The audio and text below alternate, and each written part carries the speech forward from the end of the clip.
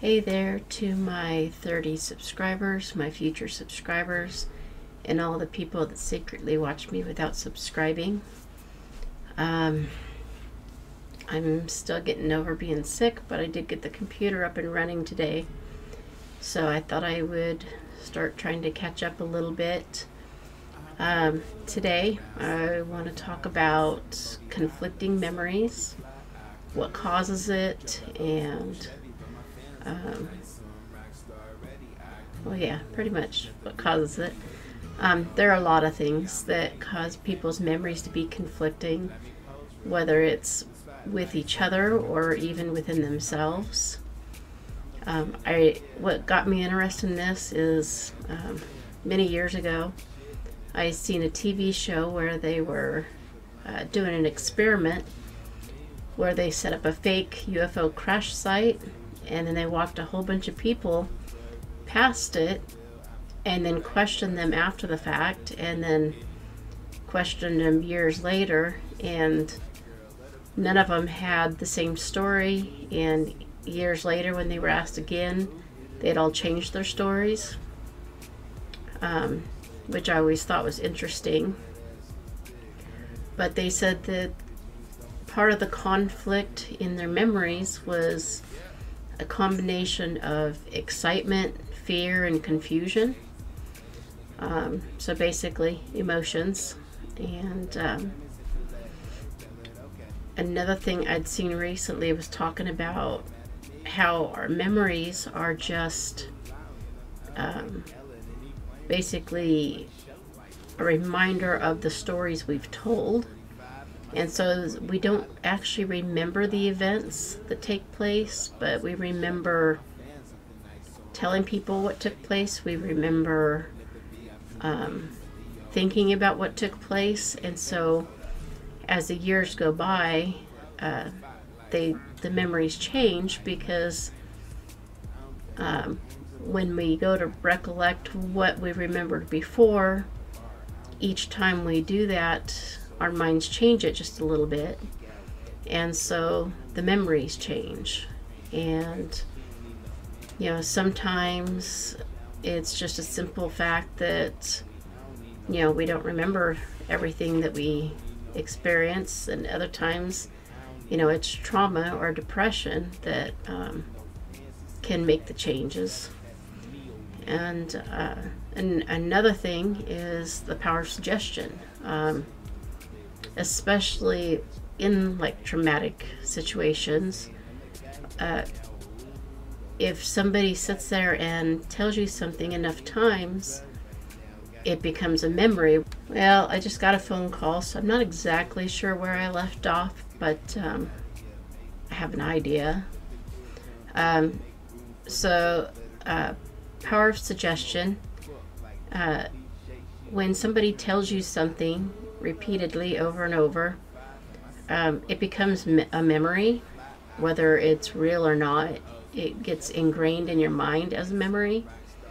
And that's especially true with children, because they're still developing. And so when you tell them that something happened and you tell it to them like over and over, after a while they'll remember it as happening, because that's what's been put into their minds.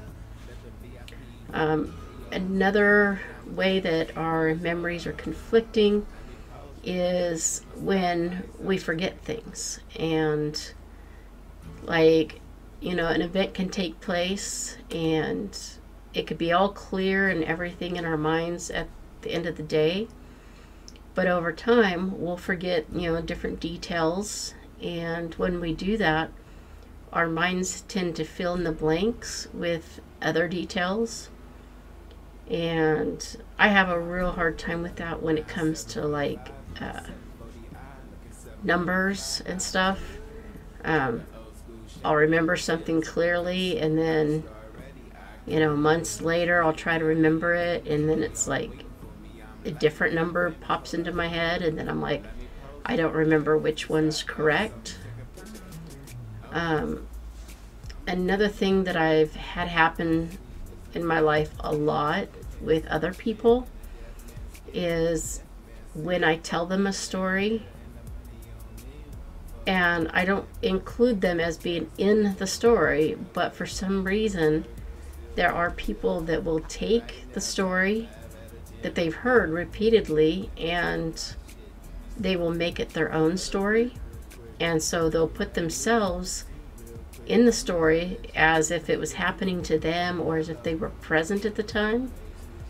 And it can actually cause some arguments because they'll insist they were there and they seen it happen.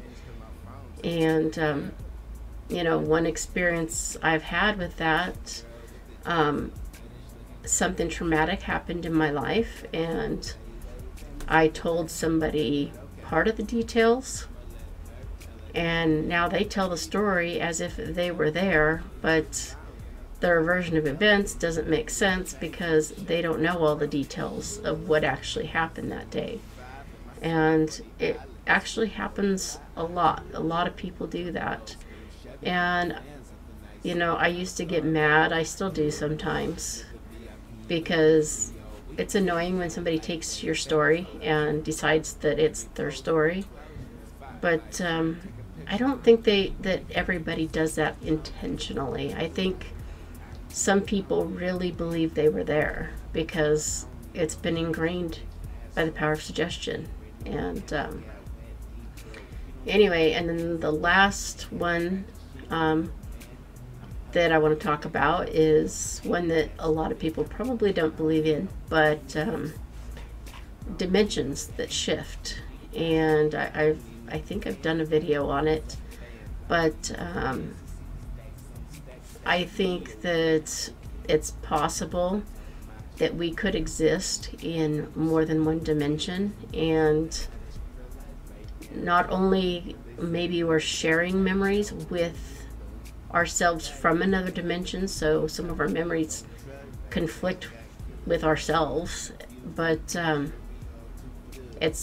thinking, you know, I think it's possible that we may actually be traveling between dimensions at different times, and so that where our memories don't actually match up with the people around us, because maybe we experienced something and in one dimension maybe they did, and then another one they didn't. And that's just a theory, and believe it if you want to, don't if you don't want to, it doesn't matter.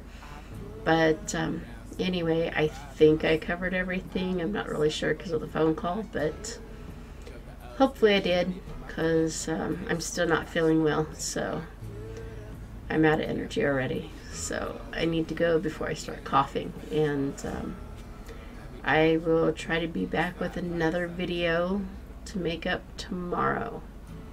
Thank you for watching. Please like, subscribe, comment, share, tell me what you think, give me your opinions on it, and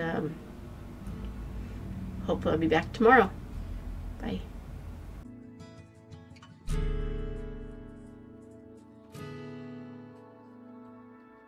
I pull up around 7:45 in my 740i, looking 740 fly. I could drove the old school